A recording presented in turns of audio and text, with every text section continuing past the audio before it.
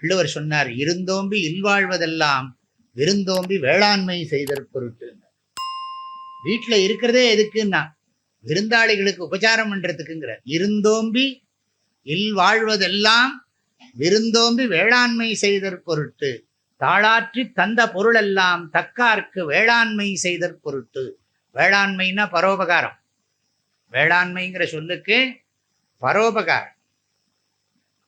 வேளாண்மைன்னு சொன்னா அக்ரிகல்ச்சர் இல்லை, அக்ரிகல்ச்சர் பரோபகாரங்கிற அர்த்தத்துல இருக்கு. தாளாற்றி தந்த, தாளாற்றின்னு நான் கஷ்டப்பட்டு சம்பாதிச்ச பொருளெல்லாம் எதுக்குன்னா பிறருக்கு வழங்குவதற்காங்கிற. தக்கார்க்கு வேளாண்மை செய்தற் பொருள்.